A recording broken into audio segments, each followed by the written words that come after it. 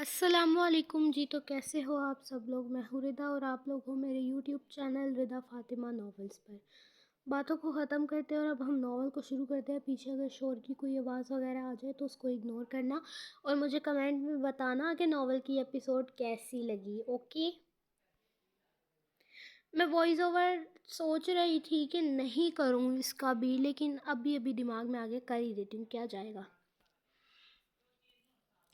रात के 9 बज रहे थे और दी गोल्डन ओवन के बाहर की रोशनियां मद्धम हो चुकी थी। मुलाजमीन सफाई सुथराई करके घरों को रवाना हो रहे थे, मगर मेराज अभी तक बाहर ओपन एरिया में इसी कुर्सी पर बैठी थी। ठंडी हवा इसके चेहरे से टकरा रही थी, मगर इसके सर का दर्द कम होने का नाम नहीं ले रहा था। आज का दिन इसके लिए बहुत थका देने वाला था। पहले दिन की मैनेजर वाली जिम्मेदारी और फिर इस बदतमीज़ आदमी की खरी खोटी बातें। मिराज का दिल बोझल था। अचानक कदमों की चाप सुनाई दी और मेज़ पर रखे लैपटॉप के साथ धुआं उड़ाते कॉफ़ी के 2 कप नमूदार हुए। मिराज ने सर उठाकर देखा। बुरहान कुरैश अब शेफ कोट उतार कर एक सादा शर्ट में मलबूस था, मगर इसकी आंखों में वही इत्मीनान था। ले मैनेजर साहिबा, लगता है आज पहले ही दिन इस बदतमीज़ गाहक ने आपके सर में मुस्तकिल दर्द कर दिया है। बुरहान ने 1 कप इसकी तरफ बढ़ाते हुए कहा, यह कॉफ़ी पिए, थोड़ी कड़वी है मगर आपके असाब को पुरसुकून कर देगी। मिराज ने कुछ देर इसे देखा, फिर खामोशी से कप पकड़ लिया। शुक्रिया, इसने धीमे लहजे में कहा और कॉफ़ी की पहली चुस्की ली। वाकई कॉफ़ी का जायका इतना बेहतरीन था कि इसे महसूस हुआ जैसे इसकी आधी थकन वहीं ख़त्म हो गई हो। बुरहान दूसरी कुर्सी पर बैठ गया और अपनी कॉफ़ी पीते हुए बड़े आराम से पूछा, वैसे मिराज, घर में कौन कौन है तुम्हारे? मेरा मतलब है, इतनी गुस्से वाली लड़की को घर वाले कैसे झेलते हैं? मिराज ने आंखें सकेड़ कर इसे देखा। तुम क्यों पूछ रहे हो? रिश्ता लेकर आना है क्या? बुरहान खुलकर हंसा। इसकी हंसी में एक खुली सच्चाई थी। हाँ, हो भी सकता है, ले आऊं। इसमें बुराई क्या है? बुरहान ने गुस्से और हैरत के मिले जुले तासरात के साथ कहा। कत्ल कर दूंगी तुम्हारा, मैं याद रखना। बुरहान ने बिल्कुल बुरा ना मनाया, बल्कि बड़े सुकून से इसकी आंखों में झांक कर बोला, हाँ कर देना कत्ल, मैं माफ़ कर दूंगा। इतना खूबसूरत कातिल हो तो मरने में भी कोई हर्ज नहीं। मिराज एक लम्हे के लिए साकित रह गई। अली मुस्तफ़ा के बाद ये दूसरा शख्स था जिसने इसे लाजवाब कर दिया था, मगर अली की बातें रौबदार होती थीं और बुरहान की बातों में एक अजीब सी अपनायत और बेबाकी थी। बताओ भी, अब कौन कौन है घर में? बुरहान ने दोबारा पूछा। मम्मा, पापा, 2 भाई हैं और एक बहन है। मिराज ने कॉफ़ी के कप को देखते हुए जवाब दिया। बड़ी बहन है या छोटी? बड़ी बहन है, मिराज ने मुख्तसर जवाब दिया। बुरहान ने सर बुरहान ने शरारत से पूछा, तो वो तुमसे ज़्यादा खूबसूरत है या नहीं? ये सवाल मिराज के दिल पर किसी तीर की तरह लगा। इसके जहन में फ़ौरन रिहाल का मासूम चेहरा और अली मुस्तफ़ा की इसके लिए दीवानगी घूम गई। इसने एक गहरी सांस ली। इसकी आवाज़ में अब एक अनजाना दुख था जो छुपाए ना छुप रहा था। पता नहीं, मैं नहीं जानती, लेकिन सब कहते हैं कि वो बहुत खूबसूरत है। मिराज ने नज़रें झुकाकर कहा। इसकी आंखों में नमी तैरने लगी। सब इसी पर मरते हैं, लोग इसे पसंद करते हैं। मुझे कोई इस तरह पसंद नहीं करता बुरहान, मैं हमेशा दूसरे नंबर पर आती हूँ। बुरहान ने मिराज के चेहरे पर फैली उदासी को महसूस किया। इसने अपना कप मेज़ पर रखा और बहुत संजीदगी से बोला, सुनो मैनेजर साहिबा, सब अपनी अपनी जगह खूबसूरत होते हैं। अगर वो सबको पसंद है तो इसका मतलब ये नहीं कि तुम में कोई कमी है। इसने एक लम्हे को तौक़ुफ़ किया और फिर मुस्कुरा कर कहा, लड़की, तुम खुद को ख़ास समझो कि तुम हर किसी के दिल में नहीं बसती। हर राह चलता शख्स तुम्हारी कदर नहीं कर सकता। क्या पता तुम किसी ऐसे एक के दिल में धड़कने के लिए बनी हो जिसके लिए पूरी दुनिया की खूबसूरती तुम्हारे सामने कम हो। मिराज ने एक तल्ख़ हंसी हंसते हुए सर झटका। ऐसा सिर्फ़ कहानियों में होता है शेफ़ साहब, हकीकत में लोग सिर्फ़ वो देखते हैं जो चमकता है। बुरहान ने उठते हुए बड़े यकीन से कहा, नहीं मिराज, ऐसा हकीकत में भी होता है। कभी कभी वो एक शख्स आपके बिल्कुल करीब होता है और आप इसे ढूंढ रहे होते हैं। برہان یہ کہہ کر اپنا کپ اٹھا کر اندر کی طرف بڑھ گیا، مگر معراج وہیں بیٹھی اسے جاتا ہوا دیکھتی رہی۔ اس کے دماغ میں برہان کی باتیں گونج رہی تھی۔ اسے پہلی بار محسوس ہوا کہ کوئی اسے ریحال سے موازنہ کیے بغیر دیکھ رہا ہے۔ وہ عجیب انسان اب اس سے اتنا برا نہیں لگ رہا تھا۔ کافی کی تلخی اور برہان کی باتوں کی مٹھاس نے معراج کے دل پر ایک عجیب سا اثر کیا تھا۔ اس نے خالی کپ میز پر رکھا اور بنا کچھ کہے خاموشی سے اپنا بیگ اٹھایا۔ اب مزید وہاں رکنا اسے اپنے جذبات کے سامنے کمزور کر سکتا تھا۔ جب وہ وہاں سے چلی تو اس کی سیاہ ہیل کی ٹک ٹک خاموش ہال میں کسی ردھم کی طرح گونج رہی تھی۔ برہان وہاں کھڑا اسے دور جاتا دیکھتا رہا۔ اس کے لبوں پر ایک دھیمی سی مسکراہٹ تھی۔ اس نے سر جھٹک کر خود سے کہا، عجیب لڑکی ہے، جتنی اوپر سے سخت ہے اتنی ہی اندر سے کرچی کرچی ہے۔ معراج جب گھر پہنچی تو پورچ میں گاڑی کھڑی کر کے جیسے ہی لاؤنج میں داخل ہوئی، ریحال وہیں صوفے پر بیٹھی کوئی کتاب پڑھ رہی تھی۔ ریحال نے اسے دیکھتے ہی کتاب ایک طرف رکھی اور مسکرا کر پوچھا، آ گئی تم؟ کیسا رہا پہلا دن؟ یونیورسٹی سے واپسی پر میں تمہارا ہی انتظار کر رہی تھی۔ معراج نے اپنا بیگ صوفے پر پٹکا اور تھکن سے بیٹھتے ہوئے بولی، دن تو نہیں ریحال، میں تو گئی ہی شام کو تھی، تو شام کا پوچھو۔ ریحال نے ہنس کر تصحیح کی، اچھا بابا، تو بتاؤ کیسی رہی تمہاری پہلی شام؟ کوئی مشکل تو نہیں ہوئی؟ معراج نے ایک لمبی سانس لی اور اس بدتمیز گاہک والے واقعے سے لے کر برہان کی کافی تک کا سارا قصہ سنا دیا۔ شکر ہے اس برہان نے تمہیں سنبھال لیا، ورنہ تم تو اس گاہک کا سر پھوڑ کر ہی آتی۔ میں اس کو کچھ نہیں کہہ سکتی تھی، الٹا میں ہی جاب سے نکالی جاتی۔ کچھ ہی دیر میں سب کھانے کی میز پر جمع ہو گئے۔ فرحان صاحب اور سلیمہ بیگم ایک طرف بیٹھے اپنی باتوں میں مصروف تھے، جبکہ دوسری طرف ریحال، معراج اور ان کے دونوں بھائی سلمان اور عثمان بیٹھے تھے۔ سلمان نے قورمے کی بوٹی توڑتے ہوئے شرارت سے عثمان کو کوہنی ماری، اوئے عثمان، سنا ہے ہماری لیڈی ہٹلر اب باقاعدہ مینیجر بن گئی ہے، اب تو بیکری کے سارے کیک اور پیسٹریاں گھر آیا کریں گی، کیوں معراج؟ عثمان نے منہ بناتے ہوئے جواب دیا، بھائی بیکری کی چیزیں تو تب آئیں گی نا جب یہ وہاں کسی کو ٹکنے دے گی۔ مجھے تو ڈر ہے کل سے وہ بیکری والا خود فون کر کے کہے گا کہ اپنی بیٹی کو گھر بٹھا لیں، ہمیں اپنا کاروبار پیارا ہے۔ معراج نے گھور کر دونوں کو دیکھا، تم دونوں اپنا کھانا کھاؤ ورنہ میں نے تم لوگوں کو ناتکا بند کر دینا ہے۔ اور ہاں، کوئی کیک نہیں آنے والا مفت میں، پیسے خرچ کرنا سیکھو۔ فرحان صاحب نے بچوں کا شور سن کر مداخلت کی، ارے بھائی میری بیٹی کو تنگ نہ کرو، معراج نے بہت اچھا فیصلہ کیا ہے، انسان کو اپنے پیروں پر کھڑا ہونا چاہیے۔ سلیمہ، آپ نے دیکھا معراج میں کتنی تبدیلی آ گئی ہے؟ سلیمہ بیگم نے مسکرا کر سب کو دیکھا، جی بالکل، بس اللہ کرے یہ بچے ہمیشہ ایسے ہی ہنستے کھیلتے رہیں۔ ریحال بیٹا، تم کیوں خاموش ہو؟ تم نے کچھ کھایا ہی نہیں۔ ریحال جو خاموشی سے سب کا مذاق سن رہی تھی چونک کر بولی، نہیں امی، میں کھا رہی ہوں، بس ان دونوں کی باتیں سن کر ہنسی آ رہی تھی۔ میز پر کہکہے گونج رہے تھے۔ سلمان اور عثمان اب ریحال کو چھیڑنے لگے کہ اب تم ڈاکٹر بن جاؤ گی تو ہمارا علاج مفت میں کرنا۔ اس رونق میں اور گھریلو شور شرابے میں معراج کا وہ بوجھل پن کافی حد تک کم ہو گیا، مگر اسے بار بار برہان کا وہ جملہ یاد آ رہا تھا، کیا پتہ تم کسی ایک کے دل میں دھڑکنے کے لیے بنی ہو۔ اس نے چوری چھپے ریحال کو دیکھا اور سوچا کہ کیا واقعی اس کی اپنی کوئی الگ پہچان ہو سکتی ہے جہاں اسے کسی کے سائے میں نہ رہنا پڑے۔ لاہور کی صبح ہمیشہ سے ہی زندہ دل رہی ہے۔ مصطفیٰ محل کے وسیع و عریض باغ میں پرندے چہچہا رہے تھے اور مالی پودوں کو پانی دے رہا تھا۔ علی مصطفیٰ اپنے کمرے کی بالکنی میں کھڑا نیچے پھیلے ہوئے سبزے کو دیکھ رہا تھا۔ آج اسے ایک اہم میٹنگ کے لیے نکلنا تھا، مگر اس کا دل کہیں اور اٹکا ہوا تھا۔ اس نے گہرے نیلے رنگ کا سوٹ زیبتن کیا، کلائی پر مہنگی گھڑی باندھی اور آئینے میں اپنا عکس دیکھا۔ اس کے چہرے پر وہ مخصوص سنجیدگی تھی جو لوگوں کو مرعوب کر دیتی تھی۔ کمرے میں ریحال پرفیوم کی مہک ابھی تک رچی بسی تھی۔ علی نے ایک گہرا سانس لیا، جیسے وہ اس خوشبو کے ذریعے اسلام آباد میں بیٹھی ریحال سے رابطہ کرنا چاہ رہا ہو۔ وہ نیچے آیا تو زرینہ بیگم ناشتے کی میز پر اس کا انتظار کر رہی تھی۔ علی بیٹا، تم تو آج بہت ہینڈسم لگ رہے ہو، انہوں نے مسکرا کر کہا۔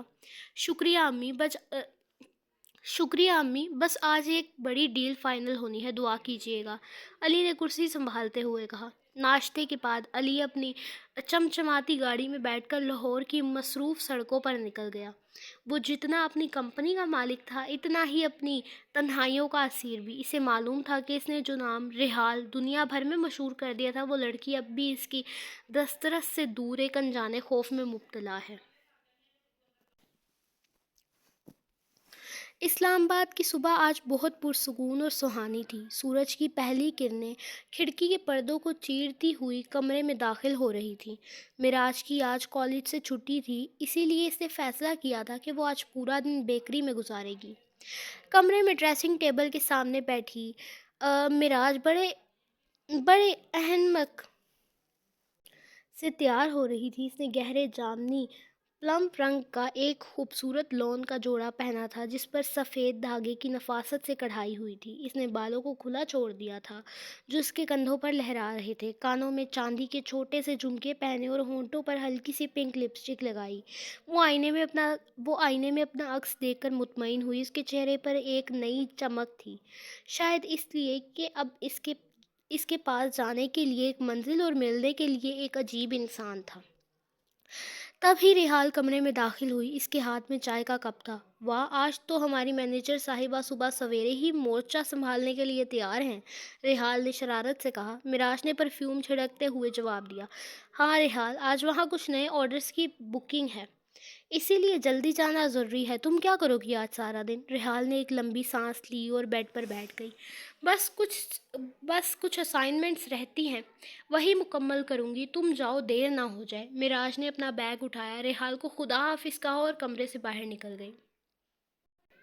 معراج اپنے نیلے رنگ کی گاڑی میں بیٹھی اور انجن سٹارٹ کیا۔ اسلام آباد کی کشیدہ سڑکیں اور دونوں طرف لگے سبززار اسے بہت بھلے لگ رہے تھے۔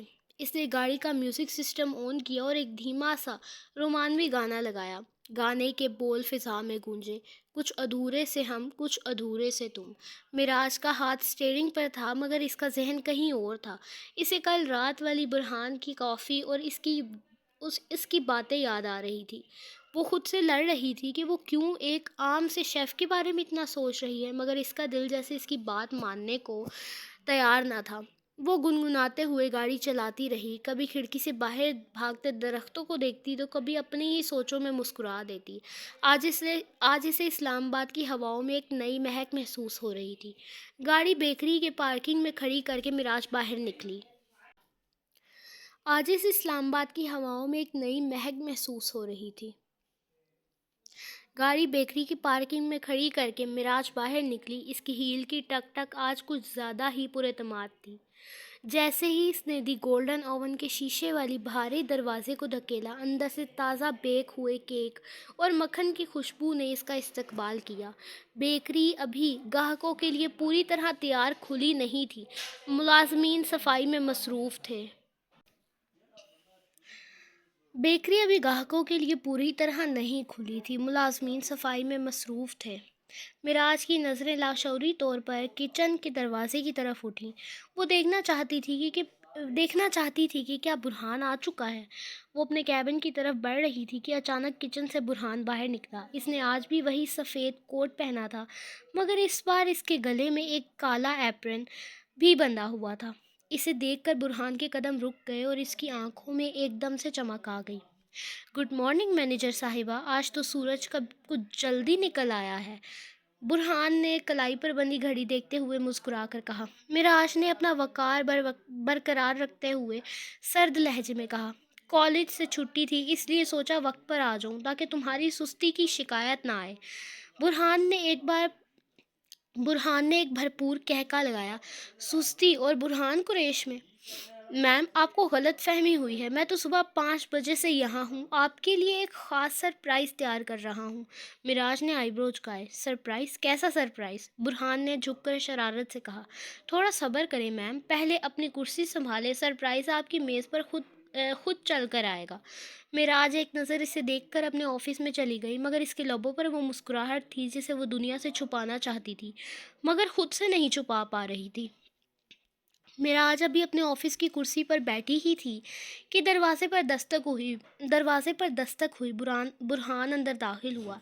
इसके हाथ में एक खूबसूरत सफ़ेद प्लेट थी जिसमें गहरे भूरे रंग की गर्मा गर्म ब्राउनीज रखी थी।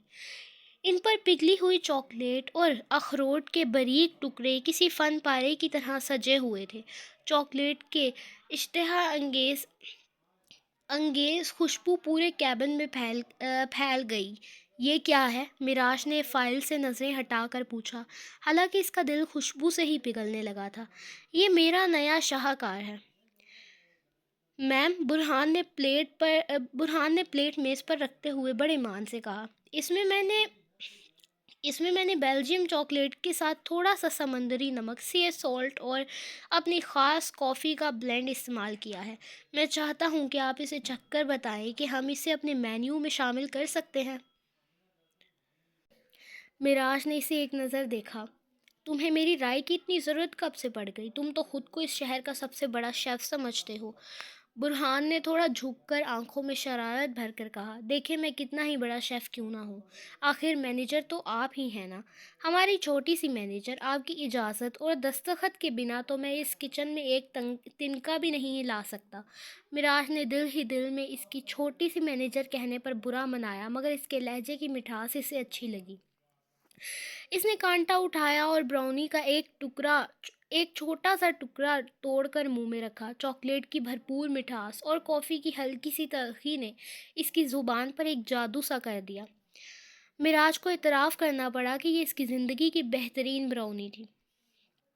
कैसी हैं? बुरहान ने बेसब्री से पूछा। मिराज ने चेहरा सपाट रखा और आहिस्ता से कहा, बुरी नहीं है, काफ़ी अच्छी हैं, इसे मेन्यू में शामिल कर लो, ग्राहकों को पसंद आएंगी। बुरहान के चेहरे पर एक फातिहाना मुस्कुराहट फैल गई। इसने झुककर एक फ़र्ज़ी सलाम किया। जो हुक्म साहिबा। आपने कह दिया तो बस अब ये हमारी बेकरी की पहचान बन जाएंगी। वो मुस्कुराता हुआ बाहर निकल गया। मिराज इसे जाता देखती रही और जब वो ओझल हो गया तो धीमे से हंसी। पागल मर्द। लोगों की नज़रें लोगों की नज़र में कैसन एक बिगड़ा हुआ, ज़िद्दी और लापरवाह लड़का था, मगर इसकी एक हकीकत ऐसी थी जिससे दुनिया वाकिफ़ ना थी। हर 4 महीने बाद कैसन शहर के एक छोटे से यतीम खाने खाने पहुंच जाता था। आज भी वो अपनी गाड़ी खिलौनों, कपड़ों और मिठाइयों से भरकर वहां पहुंचा। जैसे ही इसकी गाड़ी गेट में दाखिल हुई, बच्चों का एक हजूम कैसन भाई पुकारता हुआ इसकी तरफ लपका। वो शोख और चंचल कैसन यहाँ आकर बिल्कुल बदल जाता था। ओए उस्मान, ये देखो तुम्हारा बैटमैन वाला सूट। इसने एक छोटे बच्चे को गोद में उठाते हुए कहा। वो बच्चों के साथ ज़मीन पर बैठकर लूडो खेलता, इन्हें कहानियाँ सुनाता और इनके साथ क्रिकेट खेलता। एक छोटा बच्चा इसकी नीली आंखों को देखकर बोला, भाई आपकी आंखें इतनी प्यारी क्यों हैं? कैसन हंसा और इसकी नाक खींचकर बोला, ताकि मैं तुम जैसे शरारती बच्चों को दूर से पहचान सकूं। वो इन बच्चों के दरमियान अपनी सारी उदासी भूल जाता। इसका ये रहम दिल रूप इसकी इस रूह का वो हिस्सा था जिसे इसने दुनिया की तलखियों से बचा कर रखा हुआ था। यहाँ इसे कोई अली मुस्तफ़ा से मुआवजा करने वाला नहीं था। यहाँ वो सिर्फ इन बच्चों का हीरो था। इस्लामाबाद में रेहाल का दिन खामोशी से गुजर रहा था। इसने सुबह से ही अपनी मेडिकल की मुश्किल असाइनमेंट पर काम किया था। इसके कमरे में किताबें बिखरी हुई थी। दोपहर के वक्त जब इसका काम ख़त्म हुआ तो वो लाउंज में आई। सलीमा बेगम किचन में रात के खाने की तैयारी कर रही थी। रेहाल ने चुपचाप अपनी आस्तीनें चढ़ाई और अपनी माँ के पास जाकर खड़ी हुई। अम्मी लाएं प्याज, मैं काट देती हूँ। अरे नहीं बेटा, तुम थक गई होगी पढ़ पढ़ कर, जाओ आराम करो, सलीमा बेगम ने प्यार से कहा। नहीं अम्मी, काम करने से मेरा जहन फ्रेश हो जाता है। रेहाल ने मुस्कुराकर प्याज उठा लिए। इसने किचन के छोटे छोटे कामों में अपनी माँ की मदद की, बर्तन समेटे और फिर सबके लिए चाय बनाई।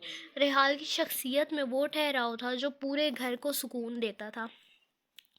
वो जितनी ज़हीन स्टूडेंट थी, इतनी ही सलीकेमंद बेटी भी।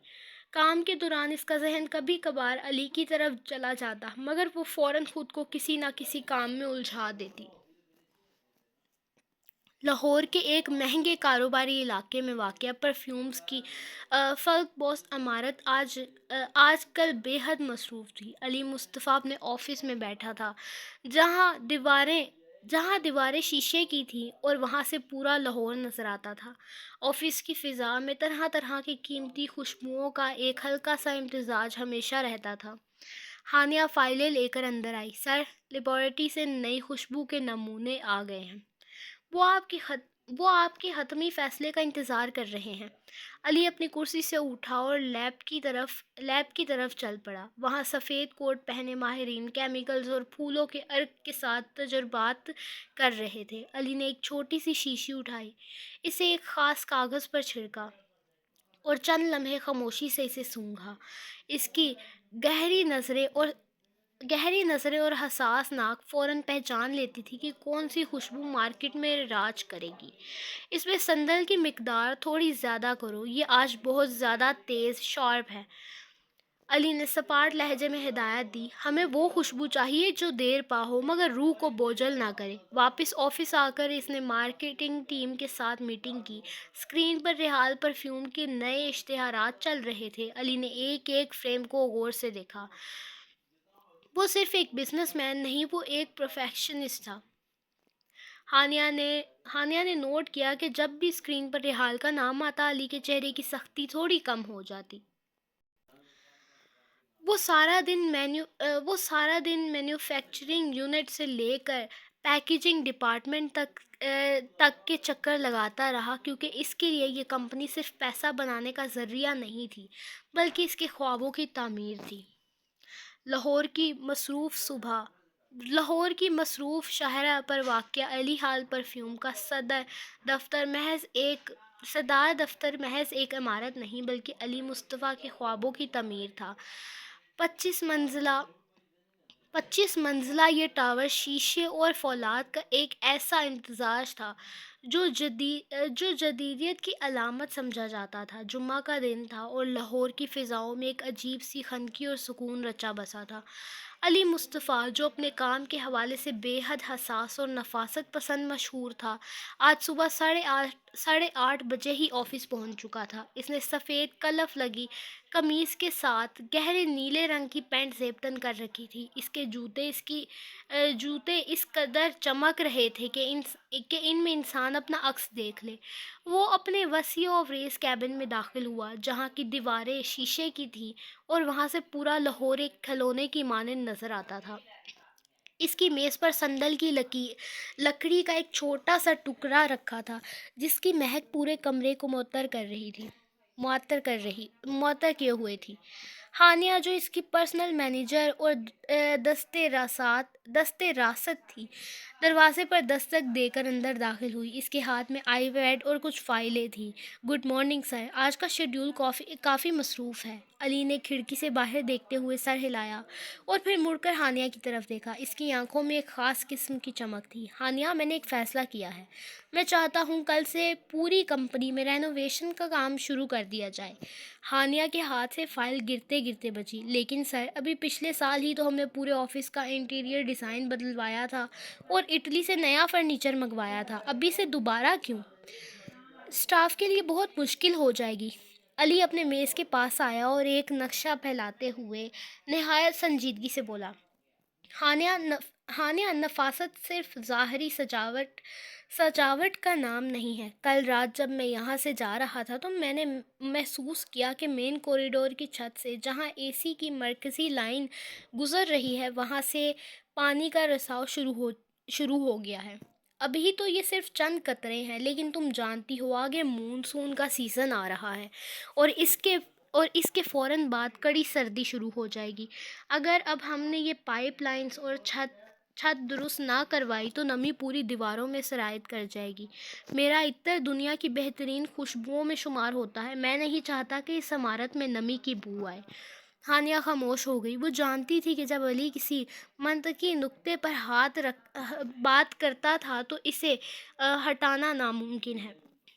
جی سر، آپ درست کہہ رہے ہیں، میں آج ہی کانٹریکٹرز کو فائنل کرتی ہوں۔ 11 بجے کے قریب علی خود اپنے آفس کے ہال میں نکل آیا۔ وہاں موجود تقریباً 100 کے قریب ملازمین اپنے اپنے کمپیوٹرز پر مصروف تھے۔ علی کی آمد پر ایک دم خاموشی چھا گئی۔ اس کی شخصیت کا رعب ہی ایسا تھا کہ لوگ خود بخود متوجہ ہو جاتے تھے۔ توجہ فرمائیں، علی کی گرجدار آواز گونجی۔ کل صبح سے اس فلور پر تعمیراتی کا کام شروع ہو رہا ہے۔ چھتوں کی مرمت، پائپ لائنز کی تبدیلی اور نیا پینٹ ہونا ہے۔ ہمیں بزنس روکنا نہیں ہے، اس لیے آج چھٹی سے پہلے آپ سب کا ہدف یہ ہے کہ اپنی اپنی میز، کرسیاں اور تمام ضروری فائلیں ہال کے مشرقی حصے میں عارضی طور پر منتقل کر دیں۔ کمپیوٹرز کو پلاسٹک کے بڑی شیٹ سے ڈھانپ دیں تاکہ دھول مٹی سے ہارڈ ویئر خراب نہ ہو۔ ہانیہ آپ کو گائیڈ کریں گی کہ کس ونگ کو پہلے خالی کرنا ہے۔ اگلے چند گھنٹوں میں علی ہال پرفیوم کا نقشہ ہی بدل گیا۔ ایسا لگتا تھا جیسے کوئی بڑا میلہ لگنے والا ہو۔ ہانیہ ہر ڈیسک پر جا کر ہدایت دے رہی تھی۔ احمد، یہ پرفیومز کے سیمپل محفوظ الماری میں رکھیں۔ سارا، اپنی فائلیں کارٹن میں پیک کر کے لیبل لگا دیں۔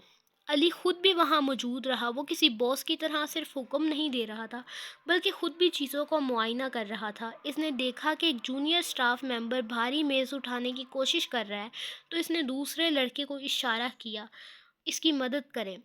تاکہ وہ اس کی مدد کرے۔ شام تک پورا آفس ایک اسٹور روم کا منظر پیش کر رہا تھا جہاں ہر چیز ترتیب سے ڈھانپ دی گئی تھی۔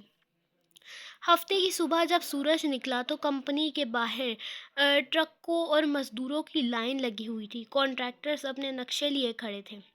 علی، جو کام کا جنونی تھا، صبح سویرے ہی وہاں پہنچ گیا تھا۔ اس کے اپنے آفس سے کام شروع کیا گیا تھا۔ چھت کے پینل اتارے جا رہے تھے اور پائپوں کی مرمت کا سامان کوریڈور میں بکھرا ہوا تھا۔ شور اور دھول سے بچنے کے لیے علی نے کمپنی کے عقب میں بنے ہوئے ایک چھوٹے سے اسٹڈی روم کو اپنا عارضی دفتر بنا لیا۔ یہ کمرہ قدیم لکڑی کی الماریوں اور ہزاروں کتابوں سے بھرا ہوا تھا۔ یہاں کی فضا میں پرانے کاغذوں اور علی کے پرسنل پرفیوم کی ملی جلی خوشبو تھی۔ علی نے وہاں اپنا لیپ ٹاپ کھولا اور نئے فارمولوں میں کام شروع کر دیا۔ تھوڑی دیر بعد ہانیہ دستک دے کر اندر آئی۔ سر، رینوویشن کا کام تیزی سے جاری ہے۔ آپ کے کمرے کی سیلنگ کا کام شام تک مکمل ہو جائے گا۔ یہ کچھ نئی خوشبوؤں کے پورٹکلز ہیں، ان پر آپ کے دستخط چاہیے۔ علی نے فائل لی اور باریک بینی سے ایک ایک لفظ پڑھا۔ وہ ہر کام میں پرفیکشن چاہتا تھا۔ ہانیہ، ان میں مشق خالص کی مقدار تھوڑی کم کرو، یہ بہت زیادہ شارپ ہو رہا ہے۔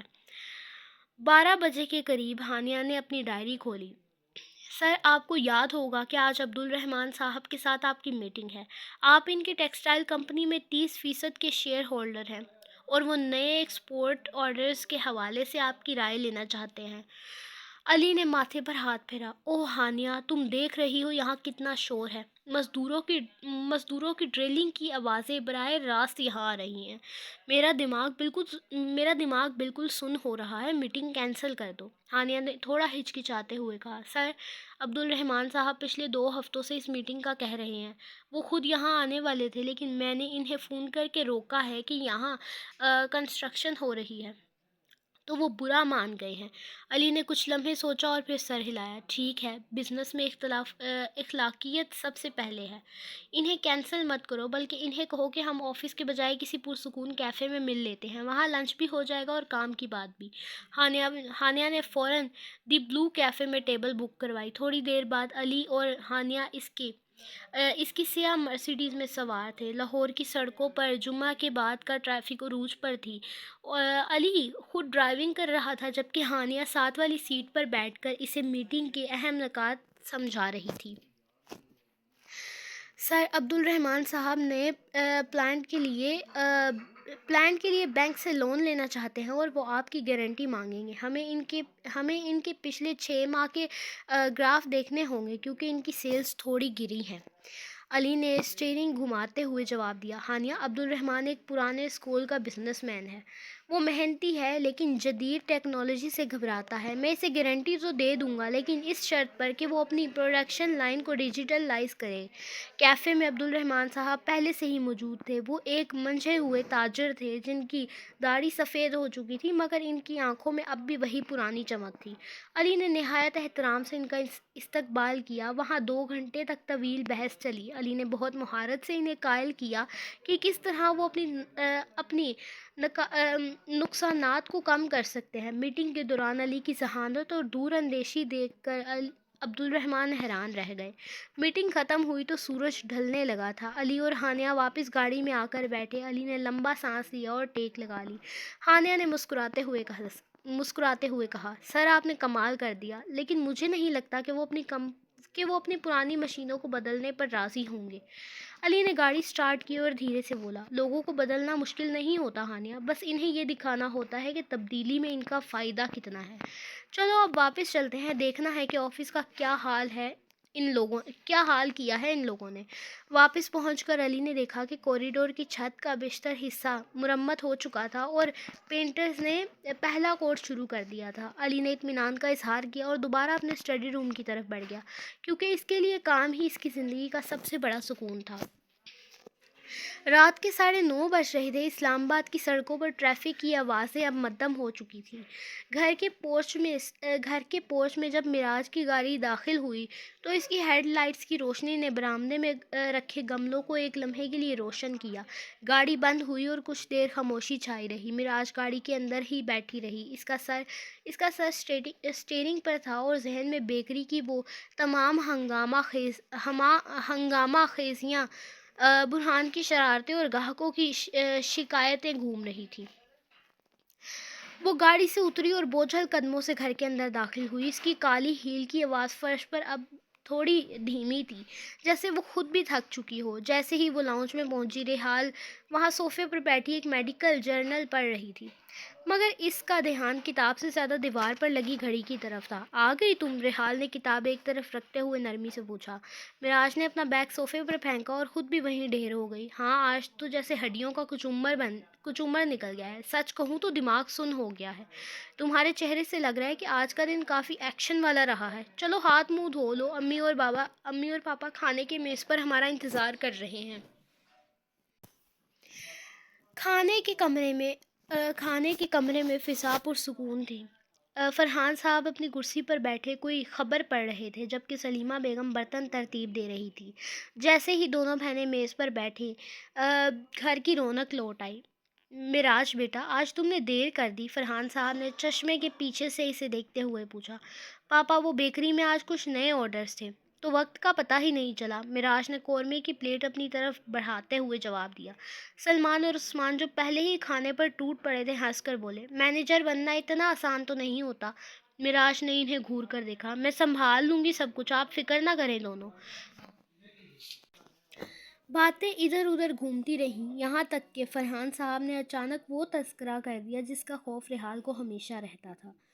فرحان صاحب نے لقمہ توڑتے ہوئے کہا علی مصطفیٰ سے بات ہوئی, سوچا اس کا حال پوچھ لوں. وہ بتا رہا تھا کہ اس کی کمپنی میں رینوویشن کا کام شروع ہو گیا ہے. لڑکا بہت محنتی ہے. اتنے بڑے بزنس کو سنبھالنا اور ہر چیز میں خود دلچسپی لینا ہر کسی کے بس کی بات نہیں ہوتی. یہ نام سنتے ہی جیسے کمرے کی فضا ایک دم ساکت ہو گئی. ریحال کے ہاتھ میں پکڑا چمچ پلیٹ سے ٹکرایا اور ایک دھاتی آواز گونجی. اس نے فوراً نظریں جھکا لی. علی تو واقعی کمال کا ہے, سلیمہ بیگم نے تائید کی. اس نے وہ نیا پرفیوم نکالا ہے نا, کیا نام تھا اس کا؟ ہاں ریحال پرفیوم, پورے ملک میں اسی کی دھوم ہے.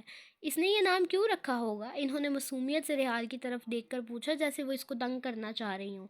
ریحال کو لگا جیسے اس کا سانس سینے میں اٹک گیا ہوگا. اسے وہ پرفیوم کی بوتل یاد آئی جو اس کے کمرے کے دراز میں چھپی پڑی تھی. اسے وہ نوٹ یاد آیا جو علی نے بھیجا تھا. اس نے بامشکل اپنے لہجے پر قابو پایا. مجھے کیا پتہ امی, شاید ان کو یہ نام اچھا لگا ہو, ریحال نے بہت دھیمے اور لرزتے لہجے میں کہا. ریحال نے فوراً اپنا گلاس اٹھایا اور پانی پینے لگی تاکہ اسے کچھ کہنا نہ پڑے. اس کی انگلیاں کانپ رہی تھیں. محبت دل پہ ڈیرا جما رہی تھی. کھانے کے بعد دونوں بہنیں اپنے کمرے میں آ گئیں. رات کی سیاہی گہری ہو چکی تھی، مگر کمرے کے اندر کا درجہ حرارت معراج کی تلخ باتوں اور حسد کی آگ سے تپ رہا تھا۔ معراج جو ابھی تھوڑی دیر پہلے تھکی ہاری آئی تھی، اب علی مصطفیٰ کا نام سنتے ہی ایک دم مستر ہو گئی تھی۔ اس کی آنکھوں میں وہ پرانی چمک لوٹ آئی، مگر یہ چمک محبت کی نہیں بلکہ ایک جنونی ضد کی تھی۔ ریحال جو خاموشی سے معراج کی حالت دیکھ رہی تھی، اب خود کو روک نہ سکی۔ اس نے بہت دھیمے اور سلجھے ہوئے لہجے میں پوچھا، معراج ایک بات تو بتاؤ، تم علی کو پسند کیوں کرتی ہو؟ یہ سوال سننا تھا کہ معراج کے چہرے پر ایک طنزیہ مسکراہٹ پھیل گئی۔ اس نے اپنے بال پیچھے جھٹکے اور کرسی پر ٹکے تیوریوں کے ساتھ کہا، کیونکہ کیوں پسند کرتی ہوں؟ معراج کی آواز میں کاٹ تھی۔ ریحال، تم یہ سوال مجھ سے پوچھ رہی ہو؟ علی مصطفیٰ وہ نام ہے جسے پانا ایک اعزاز ہے، وہ طاقت، وہ وقار ہے، اور سب سے بڑی بات وہ علی مصطفیٰ ہے۔ میں اس کے ساتھ کھڑی ہوں گی تو دنیا مجھے دیکھے گی، میں اسے کسی اور کے ساتھ بٹنے نہیں دے سکتی، خاص طور پر تمہارے ساتھ تو بالکل نہیں۔ معراج کی آنکھوں میں جیسے انگارے دہکنے لگے۔ وہ اٹھی اور ریحال کے بالکل قریب آ کر کھڑی ہو گئی۔ اس کا لہجہ اب مزید زہریلا ہو گیا تھا۔ اور تم جو اتنی معصوم بنتی ہو، تم بھی تو علی کو پسند کرتی ہو نا؟ کیوں چھپاتی ہو؟ تمہاری خاموشی، تمہارا یہ بار بار اس کا نام سن کر رنگ بدلنا، سب بتاتا ہے کہ تمہارے دل میں بھی وہی چور چھپا بیٹھا ہے۔ بتاؤ نا، کیوں نہیں مانتی کہ تم اسے چاہتی ہو؟ معراج نے غصے سے ریحال کا بازو پکڑ کر اسے جھنجھوڑا۔ ریحال نے کچھ دیر ساکت ہو کر معراج کی دہکتی آنکھوں میں جھانکا۔ اس کے چہرے پر کوئی غصہ نہیں تھا، بس ایک گہرا دکھ تھا۔ اس نے آہستہ سے اپنا بازو چھڑایا اور نفی میں سر ہلایا۔ نہیں معراج، میں نے کبھی نہیں کہا کہ میں ان کو چاہتی ہوں۔ اس کی آواز میں ایک عجیب سا ٹھہراؤ تھا، جیسے وہ کسی طوفان کے گزرنے کا انتظار کر رہی ہو۔ جھوٹ، سفید جھوٹ، معراج چلائی۔ تمہاری یہ خاموشی ہی تمہاری سب سے بڑی چال ہے۔ تم چاہتی ہو کہ تم مظلوم بن کر علی کی ہمدردیاں سمیٹو، لیکن یاد رکھنا ریحال، علی صرف میرا ہے۔ تم اپنی یہ میڈیکل کی کتابیں اور اپنی یہ سادگی لے کر کہیں اور جاؤ، علی مصطفیٰ کے دربار میں صرف معراج کا حکم چلے گا۔ معراج بولتی جا رہی تھی، اس کے الفاظ زہر میں بجھے ہوئے تیروں کی طرح ریحال کی وجود کو چھننی کر رہے تھے۔ وہ علی کی دولت، اس کے رتبے اور اس کے نام کو بار بار اپنی ملکیت قرار دے رہی تھی، جبکہ ایسا کچھ تھا ہی نہیں۔ کوئی علی مصطفیٰ سے بھی تو پوچھے کہ وہ ان دونوں میں سے کس کو پسند کرتا ہے، اور اگر کسی کو پسند کرتا ہے، اور اگر کرتا ہے تو کس کو؟ ریحال خاموشی سے سنتی رہی۔ وہ جانتی تھی کہ معراج جو کچھ کہہ رہی ہے وہ محبت نہیں بلکہ ایک انا پرست لڑکی کی ضد ہے۔ ریحال کو پورا یقین تھا کہ سچی محبت کبھی اتنی شور مچانے والی اور اتنی تلخ نہیں ہوتی۔ اس نے دل ہی دل میں اللہ سے دعا کی کہ یا اللہ، اس کی بہن کے دل سے یہ ضد ختم کر اور اسے سکون عطا کرے۔ ہو گیا تمہارا؟ ریحال نے پرسکون لہجے میں پوچھا۔ اور اب اگر تم تھک گئی ہو تو سو جائے، صبح تمہیں بیکری بھی جانا ہے۔ معراج نے اسے ایک آخری حقارت آمیز نظر سے دیکھا، جیسے وہ اسے شکست دے چکی ہو۔ وہ بڑبڑاتی ہوئی اپنے بستر پر لیٹ گئی اور کمبل تان لیا۔ ریحال نے بھی لائٹ بند کر دی اور بستر پر لیٹ گئی۔ کمرے میں اب بظاہر خاموشی تھی، مگر دو دل الگ الگ سمتوں میں دھڑک رہے تھے۔ معراج کی آنکھوں میں علی کو پانے کی سازشیں تھیں، اور ریحال کی بند ہوتی آنکھوں کے پیچھے ایک خاموش آنسو تھا جو اس نے کسی کو دکھایا نہیں۔ اسے یقین تھا کہ اللہ اس کی دعائیں سن رہا ہے، اور یہ کڑا وقت بھی گزر جائے گا۔ کچھ دیر بعد معراج کی سانسیں ہموار ہو گئی۔ وہ سو چکی تھی، مگر ریحال کافی دیر تک چھت کو گھورتی رہی، یہاں تک کہ نیند نے اس کی بوجھل پپڑیوں کو اپنے آغوش میں لے لیا۔ رات کا پچھلا پہر تھا اور بستی خاموشی کی چادر اوڑھ چکی تھی، مگر کامیار صاحب کے بنگلے کے وسیع و عریض لاؤنج میں ایک بوجھل سا انتظار رقص کر رہا تھا۔ کہسن ابھی تک گھر نہیں لوٹا تھا، اور یہی وجہ تھی کہ کامیار صاحب اور ان کی بیگم صوفے پر بیٹھی گھڑی کی ٹک ٹک گن رہے تھے۔ اچانک گیٹ کھلنے کی آواز آئی اور کہسن کی گاڑی پورچ میں آ رکی۔ جب وہ لاؤنج میں داخل ہوا تو اس کی حالت دیکھ کر دونوں کے دل دھک سے رہ گئے۔ کہسن، جو ہمیشہ ہنستا مسکراتا اور شرارتیں کرتا نظر آتا تھا، آج اس کی چال میں ایک عجیب سی شکست خوردگی تھی۔ اس کی نیلی آنکھیں، جو عام طور پر شوخی سے چمکتی تھی، آج سرخ تھیں، اور ان میں نمی کی ایک ایسی تہ تھی جو چیخ چیخ کر کہہ رہی تھی کہ وہ ابھی ابھی رو کر آیا ہے۔ اس کی ماں نے تڑپ کر اسے دیکھا۔ کیسن، میرے بچے، کہاں رہ گئے تھے تم؟ آؤ بیٹھو، میں کھانا لگاتی ہوں۔ کیسن نے اپنی نظریں فرش سے نہیں اٹھائیں اور بوجھل لہجے میں کہا، نہیں مما، بھوک نہیں ہے مجھے، میں سونے جا رہا ہوں۔ ایسے کیسے سونے جا رہا ہوں؟ ایسے کیسے سونے جا رہے ہو؟ اس کی ماں نے ممتا بھری ضد سے کہا، صبح سے بھی کچھ نہیں کھایا تم نے، بس 10 منٹ میں ہاتھ منہ دھو کر آ جاؤ، میں نے تمہاری پسند کا کھانا بنایا ہے۔ ماں کی بار بار کی ضد کے سامنے کیسن ہار گیا اور سر چٹک کر اپنے کمرے کی طرف بڑھ گیا۔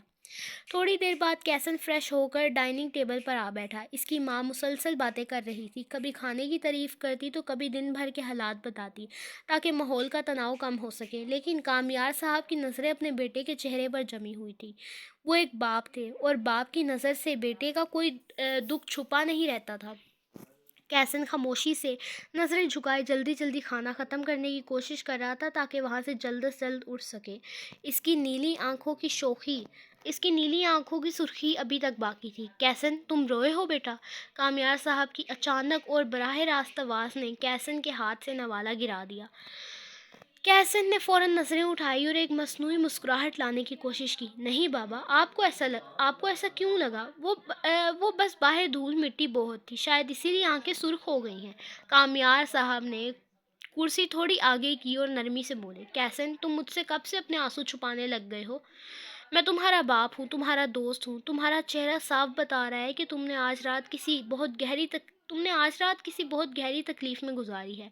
کیسن نے پھر صفائیاں دینا شروع کر دی۔ نہیں بابا، ایسا کچھ نہیں ہے، میں کیوں رہوں گا؟ اگر رویا تو سب سے پہلے آپ کو بتاؤں گا، آپ بس بلا وجہ پریشان ہو رہے ہیں۔ کیسن کی ماں نے بیچ میں مداخلت کی، کامیار، آپ کا محض وہم ہے، ایسا کچھ نہیں ہے۔ کیسن کیوں رونے لگا بھلا؟ میرا بہادر بیٹا کبھی نہیں روتا ہے، کبھی روتا نہیں ہے، وہ تو سب کو ہنساتا ہے۔ آپ کھانا کھائیں اور اسے بھی سکون سے کھانے دیں۔ کامیار صاحب خاموش ہو گئے، مگر ان کا دل مطمئن نہیں تھا۔ وہ جانتے تھے کہ ان کا بیٹا آج کسی ایسے کرب میں مبتلا ہے جس کا اظہار وہ سب کے سامنے نہیں کر پا رہا۔ کھانے کے بعد کامیار صاحب اور ان کی بیگم اپنے کمرے میں چلے گئے۔ بیگم آئینے کے سامنے کھڑی بال باندھ رہی تھی اور کامیار صاحب بستر پر لیٹے موبائل دیکھ رہے تھے، مگر ان کا دھیان موبائل میں نہیں تھا۔ اچانک وہ بستر سے اٹھے اور جوتے پہننے لگے۔ کہاں جا رہے ہیں آپ؟ بیگم نے حیرت سے پوچھا۔ کیسن کے کمرے میں جا رہا ہوں، ابھی تھوڑی دیر میں آتا ہوں، کامیار صاحب نے مختصر جواب دیا اور باہر نکل گئے۔ کیسن کے کمرے میں اندھیرا تھا، وہ بیڈ پر الٹا لیٹا ہوا تھا اور شاید پھر سے آنسو بہا رہا تھا۔ جیسے ہی کامیار صاحب نے لائٹ جلائی، کیسن ہڑبڑا کر اٹھ بیٹھا اور جلدی سے اپنی آنکھیں پونچھی۔ کامیار صاحب اس کے پاس بیڈ پر بیٹھ گئے اور اس کے سر پر نہایت شفقت سے ہاتھ پھیرا۔ کیا ہوا ہے میرے لاڈلے بیٹے کو؟ کیسن نے نظریں چرائی۔ کچھ نہیں ڈیڈ، بس تھک گیا تھا۔ کیسن، کامیار صاحب کا لہجہ رعب دار مگر محبت سے بھرا تھا، بچپن سے تم نے اپنا ہر دکھ، ہر تکلیف، ہر چھوٹی بات مجھے بتائی ہے، لیکن اب تم مجھ سے کترانے لگے ہو۔ بات کچھ بڑی ہے، کچھ ایسی ہے جو تمہیں اندر سے ختم کر رہی ہے۔ تم بتاؤ گے نہیں تو مجھے تکلیف ہوگی۔ تمہاری یہ آنکھیں مجھ سے جھوٹ نہیں بول سکتی۔ کیسن نے اپنے باپ کو دیکھا۔ وہ خاموشی جو پچھلے کئی گھنٹوں سے اس کے سینے میں دبی تھی، اب لاوے کی طرح پھٹنے کو تیار تھی۔ کامیار صاحب نے اس کا ہاتھ تھاما۔ کیسن، تمہارے آنسو مجھے تکلیف دیتے ہیں، تم میرے اکلوتے بیٹے ہو، میری کل کائنات۔ تمہیں دکھ ہو تو مجھے درد ہوتا ہے، بتاؤ مجھے کیا بات ہے؟ کیسن کی آنکھوں سے ایک آنسو ٹپکا اور اس کے گال پر پھسل گیا۔ اس نے بھرائی ہوئی آواز میں پوچھا، ڈیڈ، آپ تو کہتے ہیں کہ میں بہت خوبصورت ہوں، کہ لوگ مجھ پر فدا ہو سکتے ہیں، اپنی جان قربان کر سکتے ہیں، کیا میں واقعی ایسا ہوں؟ کامیار صاحب نے اس بات میں سر ہلایا۔ بلا شبہ بیٹا، تم لاکھوں میں ایک ہو، لیکن ڈیڈ، کیسن کی آواز لرزنے لگی، میں کسی اور پر قربان ہونے کو تیار ہوں، مگر اسے میری قدر ہی نہیں، وہ میرے خلوص، میری محبت کو دیکھتی ہی نہیں ہے۔ وہ ایک ایسے شخص کے معیار اور وقار پر مرتی ہے جو اسے شاید کبھی وہ خوشی نہ دے سکے جو میں دے سکتا ہوں۔ وہ اس کے چہرے کی چمک اور اس کے نام کے سحر میں مبتلا ہے ڈیڈ۔ میں نے اس لڑکی کے معیار پر پورا اترنے کی ہر ممکن کوشش کی، اپنا آپ بدل لیا، مگر وہ تو اس شخص کی گیت گاتی ہے۔ میں کیا کروں ڈیڈ؟ میرا دل مر رہا ہے۔ کیسن نے ایک لمبی آہ بھری اور بات جاری رکھی۔ ڈیڈ، میں نہیں جانتا کہ جس لڑکی کو میں یونیورسٹی میں تنگ کرنے کے لیے چھیڑتا تھا، جس سے میں شرارتیں کرتا تھا، میں اسی پر اپنا دل ہار بیٹھوں گا۔ کیسن نے اپنے باپ کے سینے سے سر لگایا اور پھوٹ پھوٹ کر رونے لگا۔ کامیار صاحب ساکت رہ گئے۔ انہیں اندازہ نہیں تھا کہ ان کا بیٹا اتنی بڑی یک طرفہ محبت کا بوجھ اٹھائے پھر رہا ہے۔ انہوں نے اسے مضبوطی سے تھام لیا، جیسے وہ اس دنیا کے تمام دکھوں سے اسے بچا لینا چاہتے ہوں۔ میرا دل کرتا ہے اپنی جان لے لوں بابا۔ کامیار صاحب کے لیے یہ دیکھنا کسی قیامت سے کم نہ تھا۔ ان کا وہ بیٹا جو اپنی ایک مسکراہٹ سے پورے گھر کو روشن کر دیتا تھا، آج ایک لڑکی کی محبت میں اس قدر ٹوٹ چکا تھا کہ اسے اپنی زندگی بوجھ لگنے لگی ہے۔ انہوں نے کیسن کے کندھے تھامے اور اسے خود سے تھوڑا دور کر کے اس کی آنکھوں میں آنکھیں ڈال کر بولے، کیسن، رونا بند کرو کیسن، رونا بند کرو میرا بچہ۔ مرد کبھی ایسے ہمت نہیں ہارتے، یہ زندگی ہے، یہاں کبھی ہم جیتتے ہیں اور کبھی ہمیں پیچھے ہٹنا پڑتا ہے۔ بس ایک لڑکی کی خاطر تم اس طرح خود کو ختم کر لو گے؟ کیسن نے تڑپ کر اپنے باپ کی طرف دیکھا۔ اس کی نیلی آنکھیں اب آنسوؤں سے لبریز اور سرخ ہو رہی تھی۔ ڈیڈ، آپ کہہ رہے ہیں کہ رونا بند کروں؟ آپ نہیں جانتے کہ میں کس آگ میں جل رہا ہوں۔ آپ کو لگتا ہے یہ صرف ایک لڑکی کا معاملہ ہے؟ ڈیڈ، جب سے اس نے مجھے میری اوقات یاد دلائی ہے، میرا دل چاہتا ہے کہ میں کہیں جا کر مر جاؤں۔ میری ہستی اس کی نظر میں کچھ بھی نہیں ہے ڈیڈ۔ کامیار صاحب کا چہرہ غصے اور دکھ کے ملے جلے تاثرات سے بھر گیا۔ کیسن، یہ کیسی باتیں کر رہے ہو؟ ایک لڑکی کے لیے تم مرنے کی باتیں کر رہے ہو؟ کیا ہم نے تمہیں اسی لیے پالا تھا؟ کیا تمہاری زندگی کی قیمت صرف اتنی ہے کہ کسی نے تمہیں رد کر دیا تو تم جینا چھوڑ دو گے؟ تم کامیار کے بیٹے ہو، شیر بنو۔ کیسن نے ایک تلخ ہنسی ہنستے ہوئے سر جھٹکا۔ شیر؟ ڈیڈ، وہ شیر بھی اسی وقت ڈھیر ہو جاتا ہے جب اسے پتہ چلتا ہے کہ جس کے لیے وہ دھڑک رہا ہے وہ کسی اور کے نام کی مالا جپ رہی ہے۔ ڈیڈ، وہ صرف ایک لڑکی نہیں، وہ میری زندگی کا وہ لازم حصہ بن گئی ہے جس کے بغیر میں ادھورا ہوں۔ آپ کو لگتا ہے یہ یونیورسٹی کی کوئی معمولی کرش ہے؟ نہیں ڈیڈ، یہ میرا دن تب تک شروع نہیں ہوتا جب تک میں اسے دیکھ نہ لوں۔ اس کی ایک جھلک، اس کی آواز کی ایک گونج میرے پورے دن کا حاصل ہوتی ہے۔ اور جب وہی لڑکی آپ کو حقارت سے دیکھے اور کہے کہ تم علی مصطفیٰ کے پیروں کی خاک بھی نہیں ہو، تو بتائیں ڈیڈ، میں کیسے جیوں؟ وہ اٹھ کر کمرے میں ٹہلنے لگا۔ اس کے ہاتھ لرز رہے تھے۔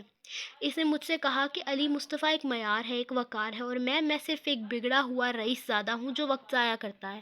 ڈیڈ، میں نے خود کو بدلنے کی کوشش کی، میں نے چاہا کہ میں بھی ویسا ہی سنجیدہ اور باوقار بن جاؤں جیسا وہ چاہتی ہے، مگر اس کی نظروں میں میری ہر کوشش ایک مذاق بن کر رہ گئی ہے۔ کیسن دوبارہ بیڈ پر بیٹھ گیا اور اپنا سر گھٹنوں میں دے لیا۔ رات کو جب میں آنکھیں بند کرتا ہوں تو مجھے اس کا وہ چہرہ نظر آتا ہے جب اس نے علی کا نام لیتے ہوئے فخر محسوس کیا تھا۔ وہ درد جو اس وقت میرے سینے میں اٹھتا ہے وہ مجھے مار دیتا ہے ڈیڈ۔ مجھے ایسا لگتا ہے جیسے میں کسی گہری کھائی میں گر رہا ہوں اور بچانے والا کوئی نہیں۔ کامیار صاحب خاموشی سے اپنے بیٹے کی یہ کربناک داستان سنتے رہے۔ انہیں احساس ہوا کہ کیسن کی محبت اب اس کے قابو سے باہر ہو چکی تھی۔ انہوں نے اسے دوبارہ اپنے سینے سے لگایا۔ کیسن، میری بات سنو، کامیار صاحب نے نہایت دھیمے اور سنجیدہ لہجے میں کہا۔ اگر وہ تمہیں تمہاری اوقات یاد دلاتی ہے تو تم اسے اپنی اوقات دکھاؤ۔ مرنا حل نہیں ہے، خود کو اس مقام پر لے کر جانا حل ہے جو وہ دیکھنے پر مجبور ہو جائے کہ جسے اس نے ٹھکرایا کہ وہ کیا چیز ہے۔ علی مصطفیٰ اگر ایک معیار ہے تو تم اپنا ایک الگ جہان بناؤ۔ تم میرے بیٹے ہو، تمہارے پاس وہ سب کچھ ہے جو ایک انسان کو بلندی پر لے جا سکتا ہے۔ یہ آنسو پونچھو اور اس درد کو اپنی طاقت بناؤ۔ کیسن نے سر اٹھایا۔ اس کی آنکھوں میں ابھی بھی نمی تھی۔ بابا، میں اس کو نیچا نہیں دکھانا چاہتا، میں نہیں چاہتا کہ وہ سوچے کہ میں نے اس کی محبت کو کمتر سمجھا۔ کامیار خاموش ہو گئے۔ کیا ہی کہتے اپنے بیٹے کو؟ اسلام آباد کے ایک پرسکون اور اشرافیہ علاقے میں واقع برہان قریش کا گھر کسی شاہی محل سے کم نہ تھا۔ وسیع و عریض رقبے پر پھیلا یہ جدید طرز کا بنگلہ اپنی تعمیر اور نفاست میں برہان کی طرح منفرد تھا۔ رات کے سائے گہرے ہو چکے تھے اور گھر کے پوشیدہ لاؤنج میں جو اطالوی ماربل اور قیمتی فانوسوں سے سجا تھا، برہان کے والد شیروز قریش اور والدہ مہرین بیگم صوفے پر بیٹھی چائے کی چسکیاں لیتے ہوئے کسی سنجیدہ معاملے پر گفتگو کر رہے تھے۔ اسی لمحے پوش میں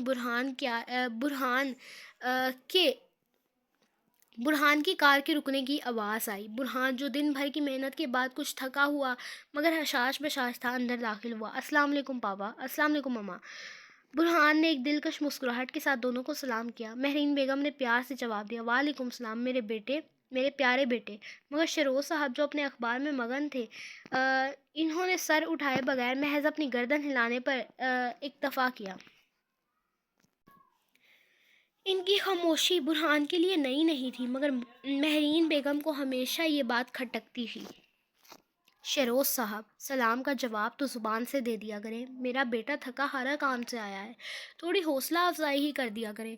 مہرین بیگم نے ہلکے سے شکوے کے ساتھ اپنے شوہر کو ٹوکا۔ شیروز صاحب نے اخبار ایک طرف رکھا اور اینک ٹھیک کرتے ہوئے مسکراتے ہوئے، اچھا جی بیگم معذرت۔ پھر انہوں نے برہان کی طرف دیکھا، وعلیکم السلام بیٹا، کیسا رہا آج کا دن؟ برہان ہنس پڑا۔ وہ جانتا تھا کہ اس کے والد اس کے شیف بننے کے فیصلے سے اب بھی پوری طرح خوش نہیں تھے، مگر اس کی کامیابی انہیں خاموش رہنے پر مجبور کر دیتی تھی۔ بہت اچھا رہا پاپا، میں ذرا فریش ہو کر آتا ہوں، پھر ساتھ کھانا کھاتے ہیں۔ برہان اپنے کمرے میں داخل ہوا جو اس کی شخصیت کا آئینہ دار تھا۔ کمرے کی دیواریں گہری سرمئی رنگ کی تھی، ایک طرف کتابوں کی بڑی سی الماری تھی اور دوسری طرف دیوار پر اس کے بنائے ہوئے کچھ بہترین کھانوں کی فریم شدہ تصویریں لگی تھیں۔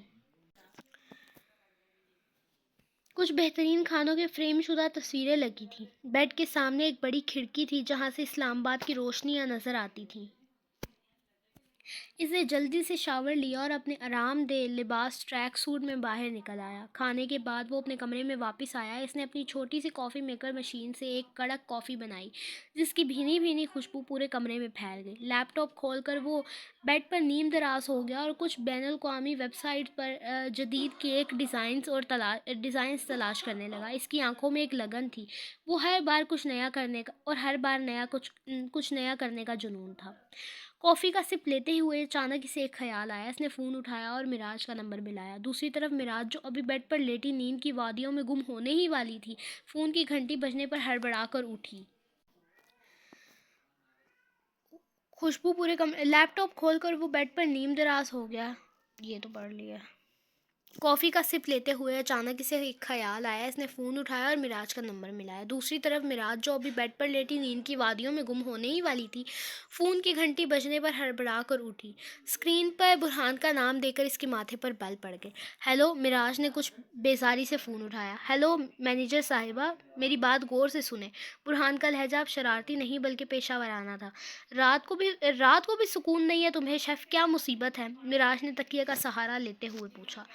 دیکھیں، مذاق کا وقت نہیں ہے، کام کی بات کرنی ہے، برہان نے سنجیدگی سے کہا۔ مراج فوراً سیدھی ہو کر بیٹھ گئی۔ وہ جانتی تھی کہ جب برہان کام کی بات کرتا تو واقعی اہم ہوتی تھی۔ ہاں بولو، سن رہی ہوں۔ کل صبح کالج سے آف لے کر بیکری آ جانا، برہان نے ہدایت دی۔ شہر کے ایک بہت امیر اور معزز ہستی آ رہی ہیں، ان کی بیٹی کی 13ویں سالگرہ ہے، بہت خاص کیک تیار کرنا ہے اور پوری بیکری کی ڈیکوریشن بھی کرنی ہے۔ تمہیں میری مدد کرنی پڑے گی۔ ویسے تو سٹاف ہے، لیکن گیسٹ کو اچھا لگے گا کہ اگر براہ راست مینیجر سے ملیں گے۔ مراج نے کچھ سوچا اور پھر بولی، ٹھیک ہے، سوچتی ہوں۔ سوچنا نہیں ہے مراج، آنا ہے، برہان نے اس کا جملہ کاٹا۔ کام بہت زیادہ ہے لڑکی، میں کچن کا ہیڈ شیف ہوں، میں صرف کوکنگ اور کیک سنبھالوں گا، باقی سب انتظام تمہیں دیکھنا ہے۔ مراج نے ایک ٹھنڈی آہ بھری، اچھا آ جاؤں گی، اب میرا دماغ نہ کھاؤ اور فون رکھو۔ اچھا سنو، ایک اور بات، برہان نے شرارت سے کہا۔ مراج غصے میں بولی، اب کیا ہے، ارشاد فرمائیں۔ برہان دبی دبی ہنسی کے ساتھ بولا، کل ذرا خوبصورت کپڑے پہن کر آنا، مطلب لگنا چاہیے کہ تم ہماری مینیجر ہو۔ مراج چڑھ کر بولی، تو پہلے کیا میں بکھارن لگتی ہوں؟ برہان کھل کر ہنس پڑا، نہیں چھوٹی سی مینیجر، تم ویسے تو پیاری لگتی ہو، مگر کبھی کبھی لگتا ہے جیسے اسکول سے بھاگی ہوئی کوئی بچی ہو جس نے غلطی سے مینیجر کی کرسی سنبھال لی ہے۔ مراج کے تن بدن میں آگ لگ گئی۔ برہان، صبح آنے دو مجھے، پھر بتاتی ہوں تمہیں۔ صبر کرو تم بس۔ برہان نے اچھا اللہ حافظ کہہ کر فون رکھ دیا اور کافی کا آخری گھونٹ بھر کر دوبارہ لیپ ٹاپ کی طرف متوجہ ہو گیا، جبکہ دوسری طرف مراج غصے میں پیر پٹک رہی تھی، مگر اس کے دل کے کسی کونے میں کل کے دن کا ایک انجانا انتظار بھی جاگ رہا تھا۔ سورج کی پہلی کرن کے ساتھ ہی دی گولڈن اوون میں سرگرمیاں شروع ہو چکی تھی۔ بیکری کی فضا میں ونیلا، مکھن اور دال چینی کی بھینی بھینی خوشبو رچی بسی تھی۔ برہان آج وقت سے پہلے کچن میں موجود تھا۔ اس نے اپنے شیف والے سفید کپڑے اور کالا ایپرن سفید کپڑے پر کالا ایپرن پہنا ہوا تھا. وہ نہایت مہارت اور باریک بینی سے سالگرہ کے کیک پر آئسنگ کر رہا تھا. اس کی انگلیاں اس قدر روانی سے چل رہی تھی جیسے کسی ساز پر موسیقی بکھر رہی ہو. کیک 13 سالہ بچی کی پسند کے مطابق 3 منزلہ اور ہلکے گلابی اور سفید رنگ کا تھا، جس پر باریک خوردانی موتی اور چاکلیٹ کے پھول سجائے جا رہے تھے. برہان ایک پلیٹ نائف کی مدد سے کیک کے کنارے درست کر رہا تھا کہ اچانک کچن کے دروازے پر لگی گھنٹی بجی. اس نے سر اٹھایا اور پھر جیسے وقت تھم گیا. معراج کچن کے دروازے پر کھڑی تھی. اس نے آج برہان کی بات کو جیسے چیلنج کے طور پر لیا تھا. وہ سر سے پاؤں تک سرخ لباس میں ملبوس تھی، سرخ لمبی قمیض اور ٹراؤزر، گلے میں نفاست سے ڈالا ہوا دوپٹہ اور ہونٹوں پر چمکتی ہوئی گلابی لپسٹک اس کے گورے رنگ کو مزید نمایاں کر رہی تھی. اس کے بال جو آج کھلے تھے کمر پر لہروں کی طرح بکھرے ہوئے تھے. پاؤں میں سرخ اونچی ہیل کی ٹک ٹک خاموش کچن میں گونجی. برہان کے ہاتھ میں پکڑا ہوا پائپنگ بیگ وہیں رک گیا. وہ چند لمحے ساکت رہ گیا. اسے لگا جیسے کچن کی گرمی ایک دم بڑھ گئی ہو. معراج نے آئی برو اچکا کر اسے دیکھا اور اپنے بیگ کا تسمہ کندھے پر درست کرتے ہوئے چلی آئی. کیا ہوا شیف؟ کبھی کوئی لڑکی نہیں دیکھی یا آج میرا کام دیکھنے کے بجائے میرا حلیہ دیکھنے کا ارادہ ہے؟ معراج نے طنز مگر دھیمے لہجے میں پوچھا. برہان نے ایک گہرا سانس لیا اور اپنی پلکیں جھپکائیں. پھر ایک شرارتی مسکراہٹ کے ساتھ بولا، میں تو بس یہ دیکھ رہا تھا کہ ہماری چھوٹی سی مینیجر آج واقعی مینیجر لگ رہی ہے یا کسی فلم کی ہیروئن. ویسے سرخ رنگ تم پر جچتا ہے، غصہ تھوڑا کم لگے گا. معراج نے اسے گھور کر دیکھا مگر اس بار اس کی آنکھوں میں وہ پرانی تلخی نہیں تھی. بند کرو اپنی بکواس اور کام پر دھیان دو. مہمان کسی بھی وقت آتے ہوں گے. تھوڑی دیر بعد بیکری کے باہر ایک پرتیش گاڑی آ کر رکی. معراج نے خود جا کر مہمانوں کا استقبال کیا. آج پوری بیکری صرف ان کے لیے مخصوص تھی، جسے معراج نے اپنی نگرانی میں گلابی غباروں اور روشنیوں سے نہایت خوبصورتی سے سجایا تھا. ایک 13 سالہ بچی جس نے خوبصورت پنک فیرنی فراک پہنی ہوئی تھی اپنے والدین کے ساتھ اندر داخل ہوئی. معراج نے نہایت پیشہ ورانہ اور پروقار انداز میں انہیں خوش آمدید کہا اور ان کے مخصوص میز کی طرف رہنمائی کی جو ہال کے وسط میں لگی تھی. بیکری کے اسپیکرز پر مدھم اور خوشگوار موسیقی گونج رہی تھی جس نے ماحول کو مزید جادوئی بنا دیا تھا. جب سب مہمان اپنی نشستوں پر براجمان ہو گئے تو اچانک موسیقی کا آہنگ بدلا. کچن کے دروازے کھلے اور برہان قریش ایک اعلیٰ شیف کی مخصوص وقار کے ساتھ نمودار ہوا. اس نے ایک ہاتھ میں وہ شاندار 3 منزلہ کیک اٹھایا ہوا تھا اور دوسرا ہاتھ اپنی کمر کے پیچھے نہایت نفاست سے رکھا ہوا تھا. اس کے چلنے کے انداز میں وہ اعتماد تھا جو برسوں کے تجربے سے آتا ہے. بچی کیک دیکھ کر خوشی سے اچھل پڑی. اوہ مائی گاڈ پاپا، دیکھیے کتنا پیارا کیک ہے. برہان نے جھک کر بچی کو سلام کیا اور کیک میز پر رکھا. اس کے والدین برہان کے اس انداز اور کیک کی نفاست کو دیکھ کر دنگ رہ گئے. مسٹر برہان، ہم نے سنا تھا کہ آپ کا کام بہترین ہے، مگر یہ تو ہماری توقعات سے بھی کہیں زیادہ خوبصورت ہے. بچی کے والدین نے تعریف کرتے ہوئے کہا. معراج خاموشی سے ایک طرف کھڑی یہ سب دیکھ رہی تھی. اس نے دیکھا کہ برہان کس مہارت سے لوگوں کا دل جیت رہا ہے. جب سب کی توجہ کیک پر تھی، معراج آگے بڑھی اور نہایت شائستگی سے بولی، سر امید ہے آپ کو سب پسند آیا ہوگا، پلیز انجوائے کریں. یہ کہہ کر وہ تھوڑا سائڈ پر ہو گئی. بچی نے کیک کاٹا، تالیاں گونجی اور پورا ہال خوشیوں سے بھر گیا. برہان نے ایک لمحے کے لیے معراج کی طرف دیکھا اور آنکھ کے اشارے سے پوچھا، کیسا رہا؟ معراج نے صرف ایک ہلکی سی جنبش دی مگر اس کے دل نے تسلیم کر لیا تھا کہ برہان واقعی اپنے فن کا ماہر ہے. کیک کاٹنے کے بعد برہان کے اشارے پر اسٹاف نے ہلکی پھلکی ڈشز لگانا شروع کی جو برہان اور اس کی ٹیم نے خاص طور پر تیار کی تھیں. چھوٹے چھوٹے سینڈوچز، چکن ٹارٹس اور مکھن میں تلی ہوئی خاص پیسٹریاں میز پر سجائی گئیں. ہر ڈش کا ذائقہ اور پیشکش ایسی تھی کہ مہمان انگلیاں چاٹتے رہ گئے. مہمانوں کے جانے کے بعد جب ہال میں دوبارہ خاموشی چھائی تو برہان معراج کے پاس آیا. اس نے اپنا شیف کیپ اتارا اور ایک لمبی سانس لی. تو مینیجر صاحبہ آج میری وجہ سے آپ کی بیکری کی ریٹنگ بڑھ گئی ہوگی۔ مراج نے اسے دیکھا، اس کی سرخ ہیل اب بھی فرش پر ہلکی ہلکی بج رہی تھی۔ ہاں برہان، آج تم نے واقعی اچھا کام کیا، ماننا پڑے گا تمہارے ہاتھوں میں جادو ہے۔ برہان نے مسکرا کر اسے دیکھا، اور تمہاری مینجمنٹ میں بھی۔ ویسے آج تم اس لباس میں واقعی بہت خاص لگ رہی ہو، شاید کیک سے بھی زیادہ میٹھی۔ مراج نے ہنس کر اپنا بیگ اٹھایا، اپنی تعریفیں اپنے پاس رکھو، کل ملیں گے۔ وہ باہر کی طرف بڑھ گئی، مگر برہان اسے تب تک دیکھتا رہا جب تک اس کی گاڑی نظروں سے اوجھل نہ ہو گئی۔ تو آج کی ایپیسوڈ لمبی تھی، لگ بھگ 1 گھنٹے کی۔ اگر تو میں اسے سلو پڑھتی نا تو یہ شاید 2 گھنٹے سے بھی اوپر کی جاتی، ٹھیک ہے۔ میں نے اس کو بہت تیز اسپیڈ میں پڑھا کیونکہ مجھے اور بھی بہت سارے کام ہیں، ٹھیک ہے۔ تو میں نے کہا جلدی جلدی ایپیسوڈ ختم ہو۔ اگر تو میں اس کو سلو اسپیڈ میں پڑھتی پھر یہ 2 گھنٹے کی جاتی۔ اب خیر تم لوگ مجھے بتانا کہ کیسی لگی آج کی ایپیسوڈ، پھر ہم اگلی قسط میں ملتے ہیں۔ اللہ حافظ۔